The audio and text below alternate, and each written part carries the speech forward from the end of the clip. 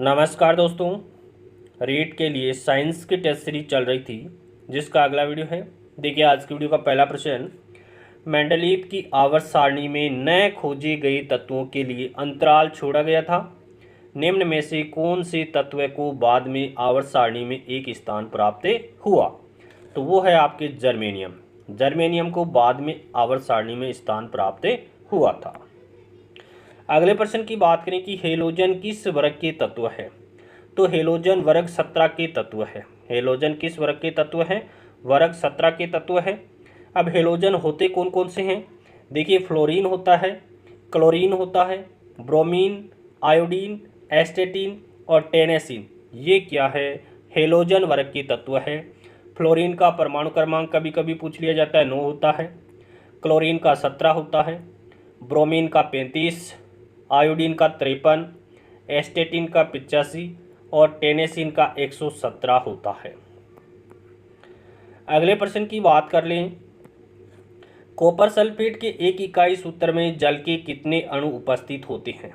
तो copper sulphate का जो रासायनिक सूत्र है वो होता है CuSO4 5H2O।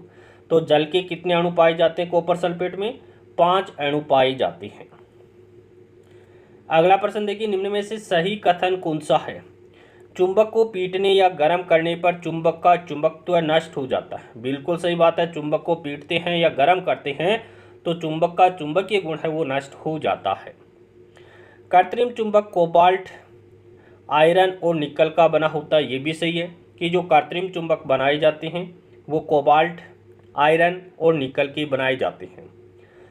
चुंबकीय ध्रुवों पर चुंबकत्व का मान अधिकतम होता है। ये भी राइट है। चुंबकीय ध्रुवों पर चुंबकत्व का या चुंबकीय गुण का मान है वो सर्वाधिक होता है। तो उपरोक्त सभी यहाँ पर करेक्ट आंसर हो जाएगा। अगले प्रश्न की बात कर लेते हैं कि निम्न में से क्षार धातु नहीं है। कौन सी क्षार धातु नहीं है? तो देखिए लिथियम है, क्षार धातु है, सोडियम भी क्षार धातु है और पोटेशियम भी क्षार धातु है, लेकिन बेरियम है वो क्षार धातु नहीं है। ऑप्शन द यहाँ पर राइट हो जाएगा। क्षार धातु कौन सी होती है? देखिए lithium, sodium, potassium, rubidium, caesium और फ्रांसियम। ये क्या है? क्षार धातु है और वर्ग फर्स्ट के तत्व हैं। कौन से वर्ग के तत्व हैं? वर्ग फर्स्ट के तत्व हैं। इन्हें क्षार धातु के नाम से जाना जाता है। फिर देखिए क्षारीय मृदा धातु कौन कौन सी है? Beryllium, magnesium, calcium, strontium, barium और रेडियम। ये क्या है? ये क्षारीय मृदा धातु है और दूसरे वर्ग के तत्व हैं। किस वर्ग के तत्व हैं? दूसरे वर्ग के तत्व हैं। दूसरे वर्ग के तत्व को क्षारीय मृदा धातु कहा जाता है। अगले प्रश्न की बात करें कि निम्न में से उप धातु कौन सी है? उप धातु कौन सी है?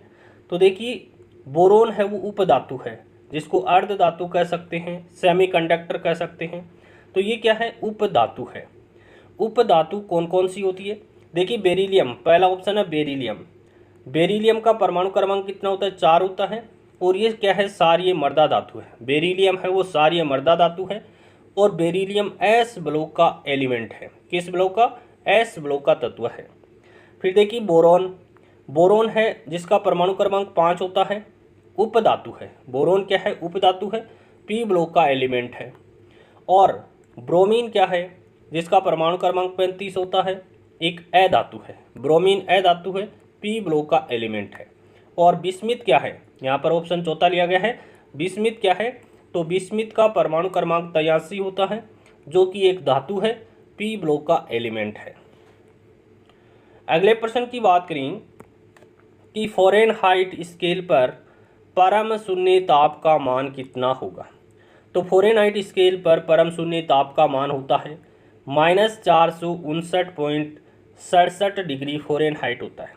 फ़ारेनहाइट स्केल पर परम शून्य ताप का मान कितना होता है? -459.67 डिग्री फ़ारेनहाइट होता है। अगले प्रश्न की बात करें कि सेल्सियस स्केल पर परम शून्य ताप का मान कितना होता है? तो सेल्सियस स्केल पर बात करें तो -273.15 डिग्री सेल्सियस होता है। सेल्सियस स्केल पर परम शून्य ताप कितना होता है? -273.15 डिग्री सेल्सियस होता है।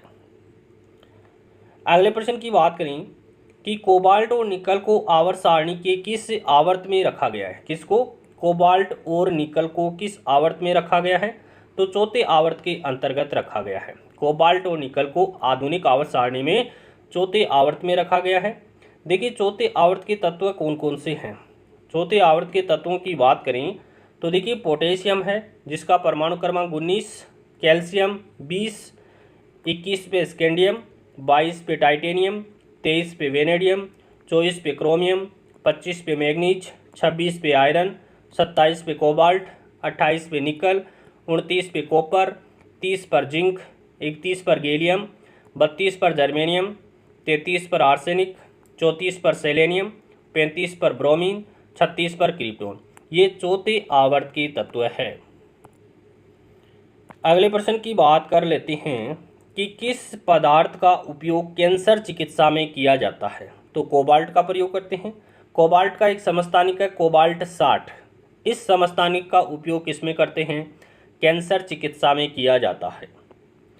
इसके अलावा देखिए आयोडीन 131 समस्थानिक का उपयोग किसमें करते हैं? ब्रेन ट्यूमर में करते हैं। हृदय कोशिका का आघात है, घेंगा रोग में इसका अध्ययन किया जाता है। किसका? आयोडीन 131 का उपयोग किया जाता है। सोडियम 24 की बात करें तो ये रक्त परिसंचरण तंत्र के अध्ययन में इसका उपयोग करते हैं। किस समस्थानिक का? सोडियम 24 का। आर्सेनिक 76 की बात करें तो इसका उपयोग शरीर में ट्यूमर का पता लगाने में किया जाता है। किसका? आर्सेनिक 76 का उपयोग शरीर में ट्यूमर का पता लगाने में किया जाता है। फिर देखिए सेलेनियम 75 का उपयोग जीव विज्ञान में प्रोटीन का अध्ययन करने में सेलेनियम 75 समस्थानिक का उपयोग किया जाता है। फास्फोरस 32 और 33 का उपयोग आनुवंशिकी और चर्म रोग की चिकित्सा में किया जाता है। फास्फोरस 32-33 समस्थानिक का उपयोग किसमें करते हैं? आनुवंशिकी और चर्म रोग चिकित्सा में किया जाता है। अगला प्रश्न देखिए, एक उत्तल दर्पण में सदैव प्रतिबिंब बनता है। उत्तल दर्पण में सदैव आभासी और सीधा प्रतिबिंब बनता है। उत्तल दर्पण में कैसा प्रतिबिंब बनता है? आभासी और सीधा प्रतिबिंब बनता है। पोटेशियम परमाणु में इलेक्ट्रॉन, प्रोटॉन और न्यूट्रॉन की संख्या क्रमशः कितनी है? तो देखिए पोटेशियम का परमाणु क्रमांक 19 होता है तो 19 इलेक्ट्रॉन होते हैं, 19 प्रोटॉन होते हैं और 20 न्यूट्रॉन होते हैं। पोटेशियम परमाणु में 19 इलेक्ट्रॉन, 19 प्रोटॉन और 20 न्यूट्रॉन होते हैं।